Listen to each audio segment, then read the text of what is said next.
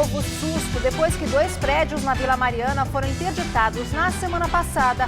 Moradores de outros 4 tiveram que sair às pressas por causa de um enorme vazamento de gás. O problema de agora, segundo a nota da Comgás, foi causado justamente pela empresa contratada para reparar o dano do prédio que apresentava risco de desabamento. Disputa eleitoral. A ministra Rosa Weber, presidente do TSE, manteve o ministro Luiz Roberto Barroso como relator do registro e das impugnações de Lula. Em São Paulo, os presidenciáveis são sabatinados por mulheres. E hoje é quinta-feira, como já é tradição por aqui, nós temos as dicas para você começar a se programar para o fim de semana. Destaque para a apresentação em Sampa do grupo Tribalistas, com Marisa Monte, Arnaldo Antunes e Carlinhos Brown. Os tribalistas já não entram em questão, não entram em doutrina. E você acompanha essas e outras notícias após um rápido intervalo. Neste domingo, Maria Lídia Flandoli entrevista Eduardo Jorge, candidato à vice-presidência da República pela coligação Rede PV. Hora do voto, neste domingo, 11 da noite. Tá a fim de escrever a sua própria história? Que tal dirigir a sua própria vida? Então corre pra cá, que a sua hora chegou. Bem-vindo ao Universo Casper, um lugar certo para você pensar, criar e questionar. Na Casper, razão e emoção se unem para fazer diferente, fazer melhor. E você, aceita o desafio? Tem muita coisa nova te esperando por aqui. Faculdade Casper Líbero, Vestibular 2019. Paixão por comunicação.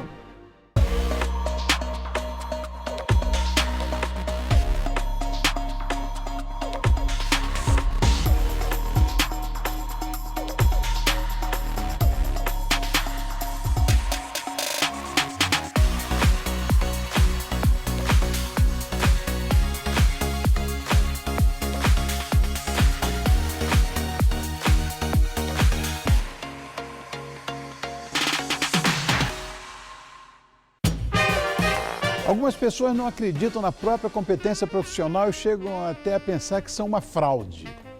Mas o que será que isso acontece? Fica comigo para conferir. Esther Rocha revela grandes segredos das celebridades. E para deixar nossa noite ainda mais gostosa e divertida, quem fica comigo para jantar é o Daniel Zuckerman. Todo seu, hoje, 10h30 da noite. Estou te esperando.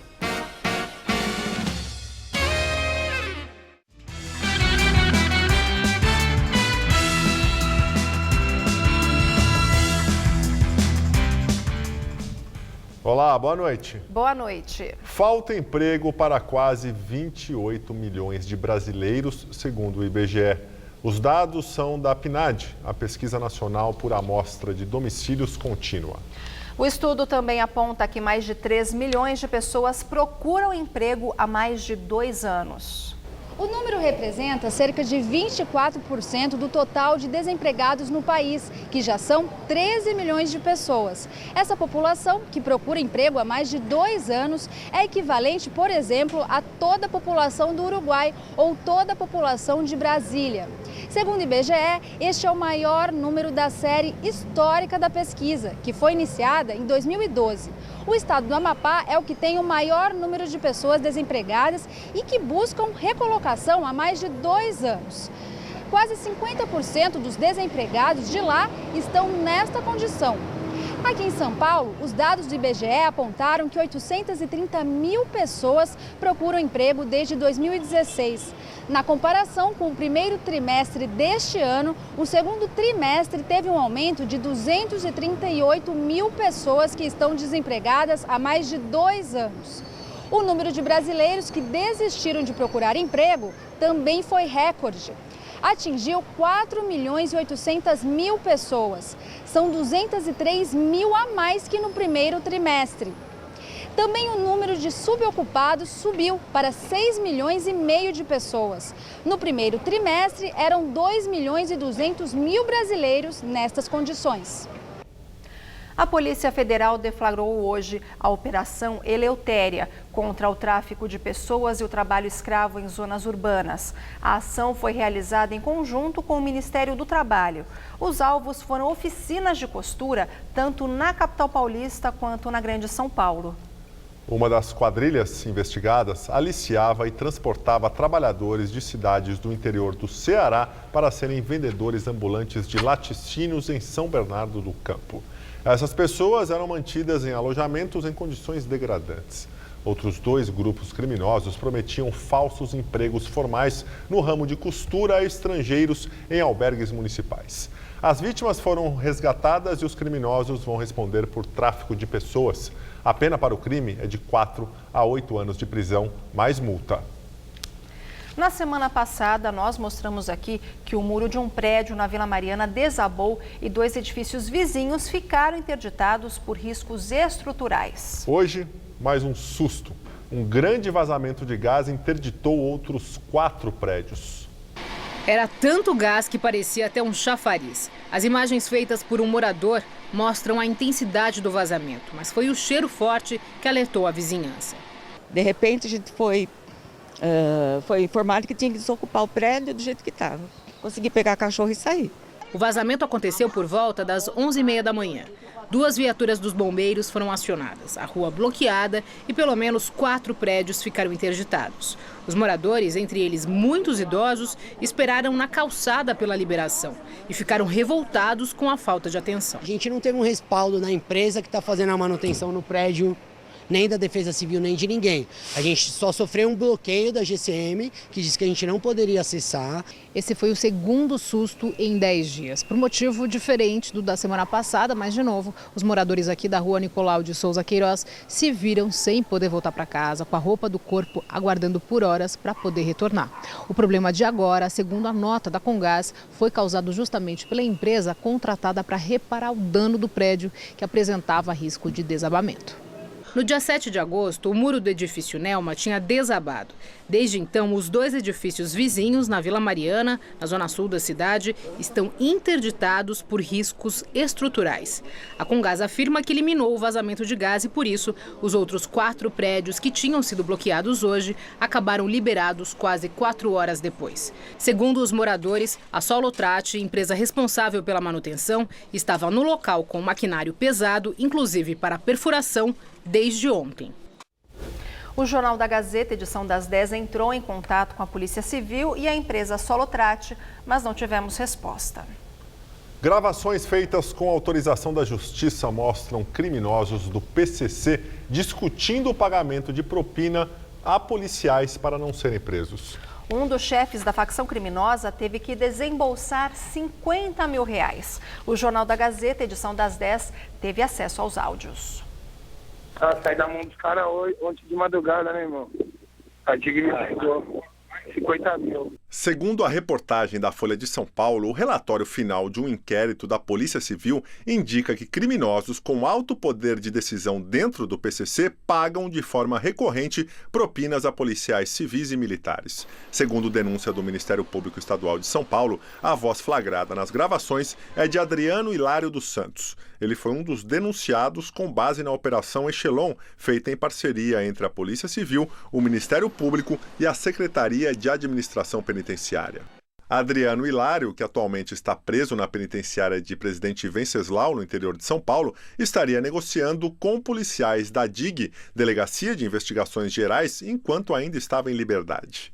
Ainda de acordo com a Folha, as informações do relatório foram compartilhadas com setores de inteligência das corregedorias das polícias civil e militar e dos sistemas penitenciários de outros estados. Em outro trecho das conversas telefônicas, Adriano fala sobre uma carga de entorpecentes. Ele seria responsável por manter uma rede de tráfico na Baixada Santista. E aí, Lavião? E aí, parceiro? Levou alguma paradinha pra nós aí? Não, o que acontece? Já chegou uma tonelada. Com base na Operação Echelon, 75 pessoas foram denunciadas. Até o mês passado, as investigações resultaram na apreensão de mais de 1 tonelada de drogas e no esclarecimento de 13 homicídios. Bom, nós não conseguimos localizar a defesa de Adriano Hilário dos Santos, citado na reportagem. E agora as notícias internacionais.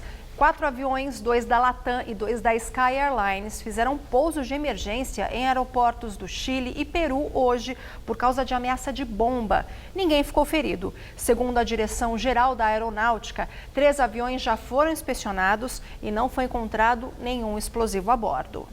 Uma aeronave que partiu de Lima, no Peru, para o Chile, agora à noite, está sendo analisada pela polícia no aeroporto de Santiago.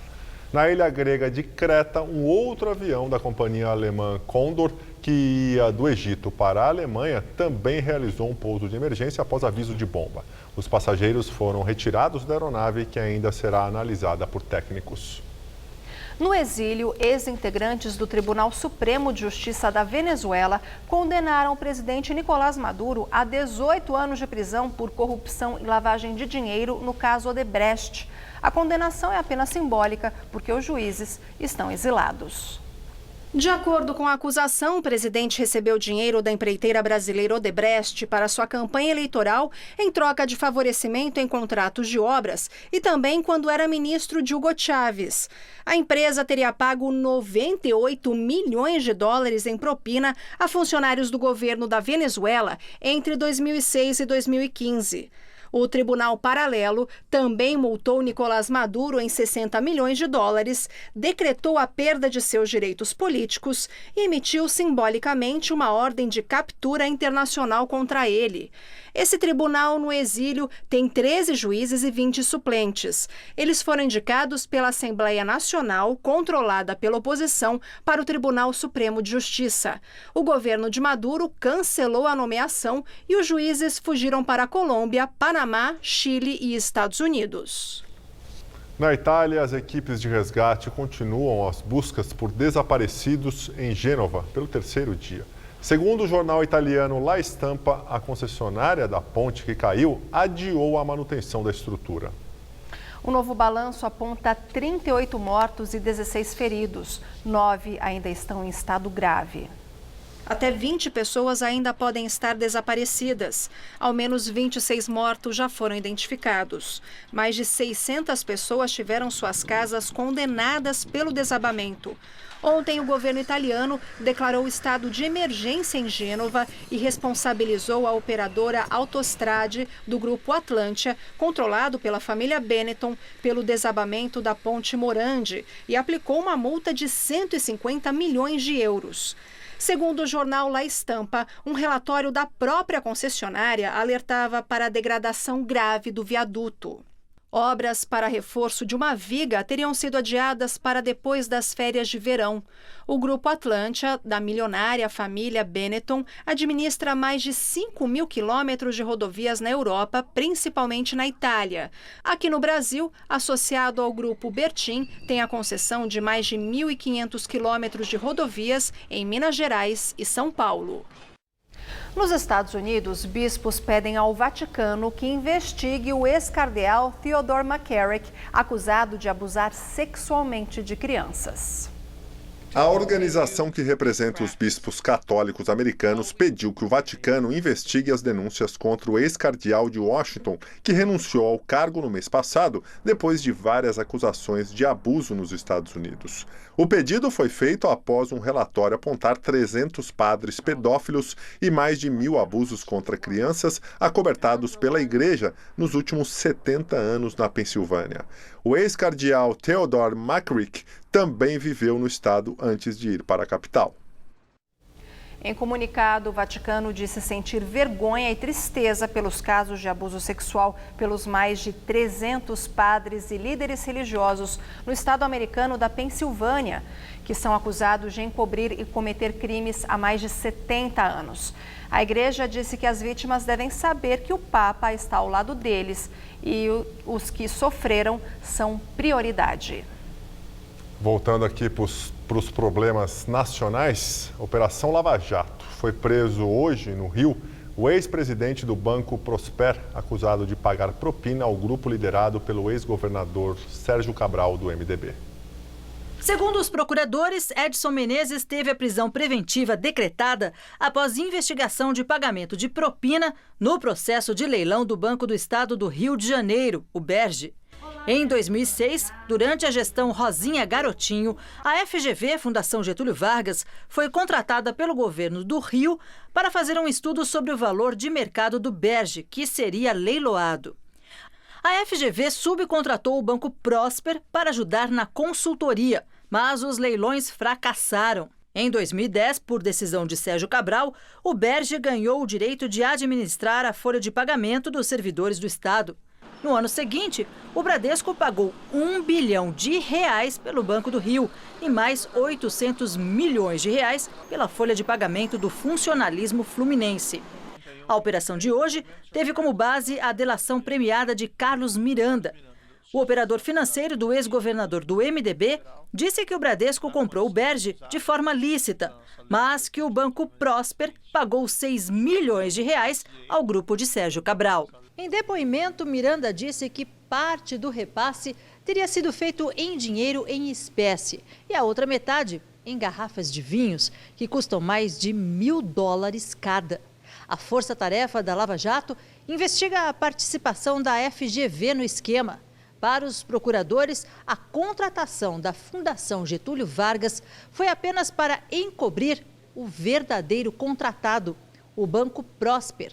A FGV negou qualquer irregularidade. Diz que o leilão do Berge foi realizado de forma transparente. O Bradesco afirma que a transação foi realizada numa licitação pública, conduzida pela Bolsa de Valores e aprovada pelo Banco Central. Edson Menezes, além de comandar o Banco Prosper, foi presidente da antiga Bolsa de Valores do Rio. A defesa dele diz que a prisão viola a legislação brasileira e que é equivocada porque se baseia em delação sem provas. Cabral também nega a acusação. O ex-governador, que está preso desde novembro de 2016, já foi condenado na Lava Jato 6 vezes. As penas já ultrapassam os 123 anos de cadeia. A presidente do Tribunal Superior Eleitoral, a ministra Rosa Weber, decidiu agora à noite manter o ministro Luiz Roberto Barroso como relator do pedido de registro de candidatura do ex-presidente Lula à presidência. Ele também será o responsável pela análise das impugnações de Lula, que até agora somam 6 pedidos. A candidatura do petista ao Planalto foi protocolada ontem. Por sorteio, coube ao ministro Barroso a relatoria do pedido de registro da candidatura. O PT queria que a função ficasse com Admar Gonzaga, que foi advogado do partido em 2010. Na disputa de 98, ele trabalhou com os tucanos. E por causa dessa petição, a Procuradora-Geral da República, Raquel Dodge, solicitou ao Tribunal Superior Eleitoral que comece a contar o prazo da defesa do petista. Dodge afirmou que os advogados de Lula já tomaram ciência da impugnação.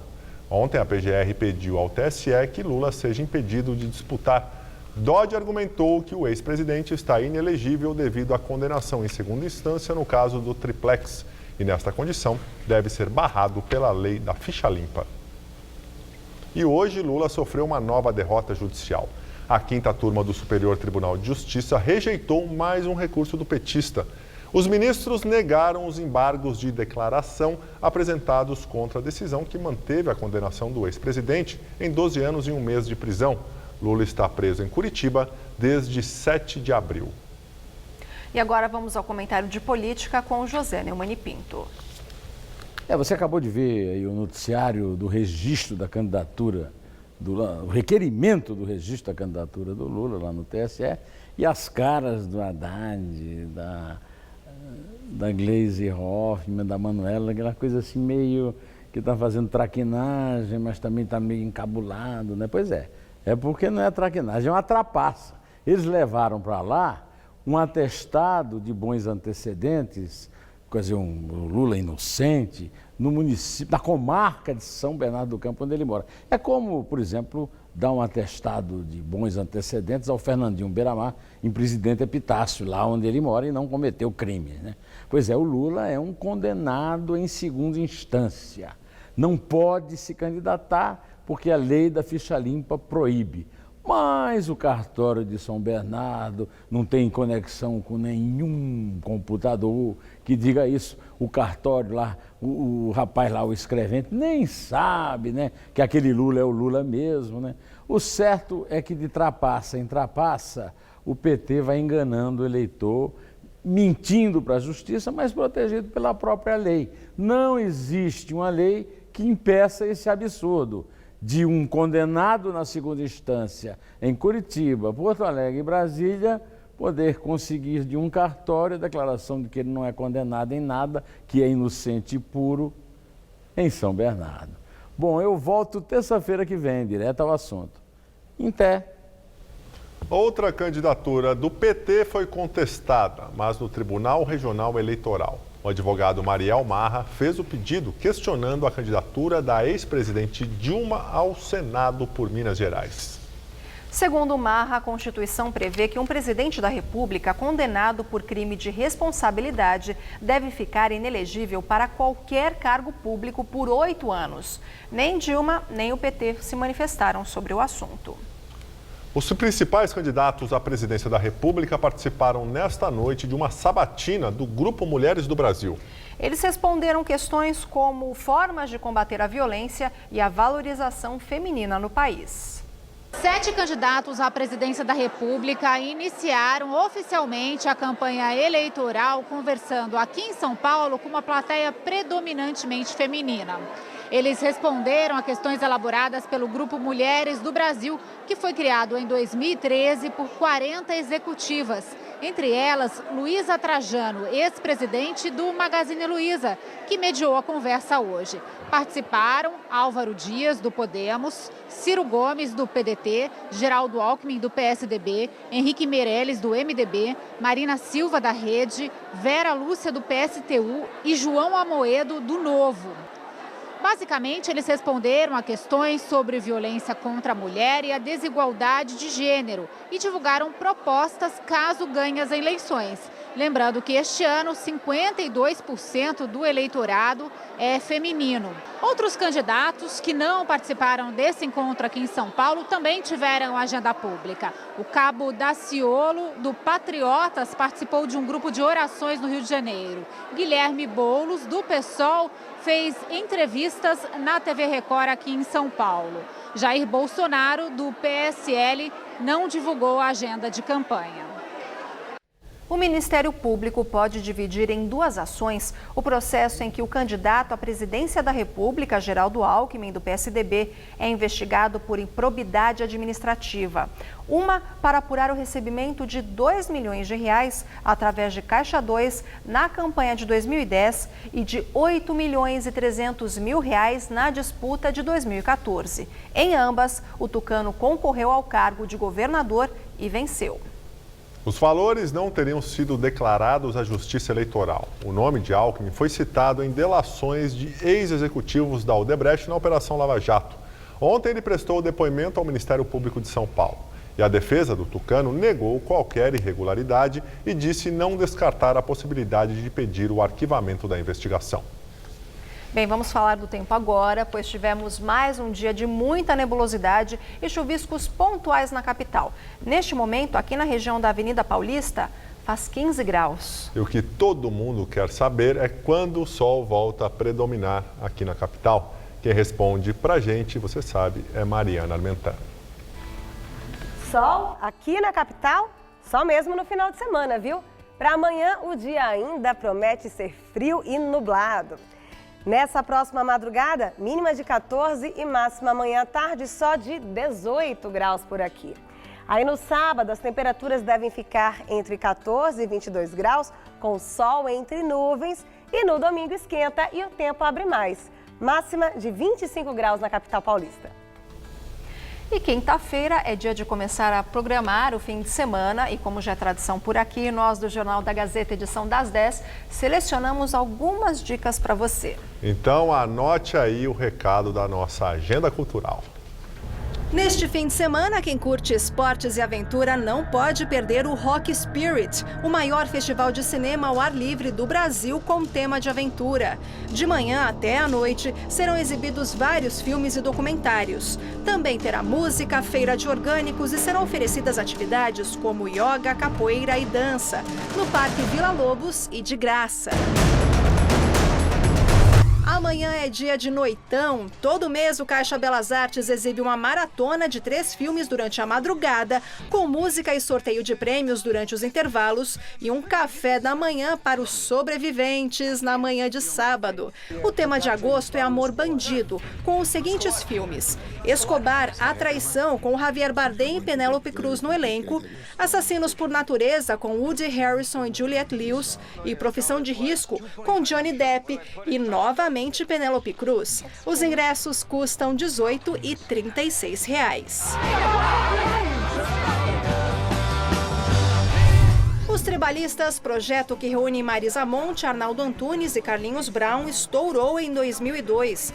Desde então, os fãs aguardavam uma turnê do trio, que só se apresentava em ocasiões especiais. Agora chegou a vez dos paulistanos cantarem os grandes sucessos, como Já Sei Namorar e Velha Infância, no Allianz Parque neste sábado. Única apresentação. E olha, é bom correr, pois só sobraram ingressos para a pista. Não querem ter razão, não querem ter certeza, não querem ter juízo nem religião. E a cantora Madonna completou hoje 60 anos de vida. E como um presente para você que é fã, né, Luciana? A rainha do pop divulgou no YouTube a apresentação completa que fez este ano no badalado evento Fashion Met Gala em Nova York. A apresentação, feita nas escadas do Metropolitan Museum de Nova York, seguiu o tema do evento deste ano, Imaginação Católica. Além de Like a Prayer, Madonna cantou um trecho da inédita Beautiful Game e ainda Hallelujah, de Leonard Cohen. Madonna, que está em Marrakech, no Marrocos, para celebrar o seu aniversário, vive atualmente em Lisboa e recentemente confirmou que deve lançar um novo álbum ainda este ano.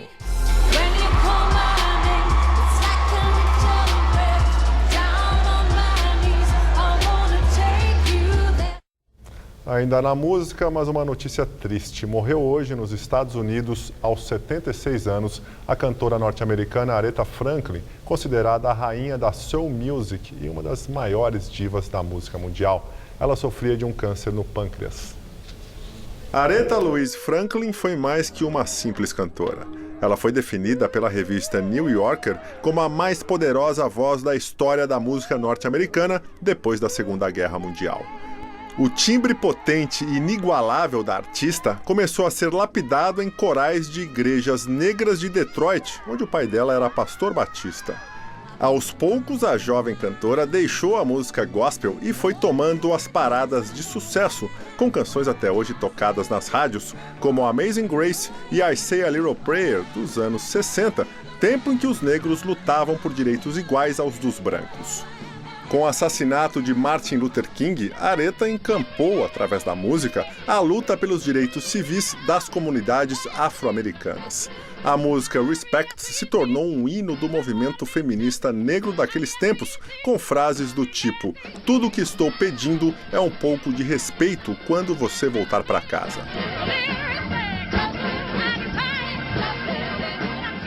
Com 18 prêmios Grammy, a Aretha Franklin foi a primeira mulher negra a estampar a capa da revista Time, onde foi coroada a rainha da soul music. Cantou para o Papa, para 3 presidentes na Casa Branca e nunca abandonou as causas sociais.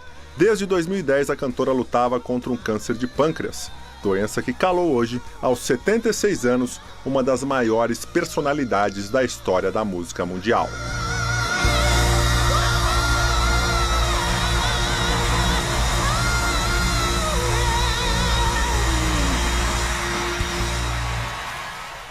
Fez história pela música e pelo engajamento. Nós ficamos por aqui. A edição de hoje pode ser vista no site do Jornal da Gazeta. Muito obrigado pela companhia. Tenha uma excelente noite. Até amanhã, Luciana. Até amanhã, Gabriel. Uma ótima noite para você. Fique agora com o Rony Pon, todo seu. Até amanhã.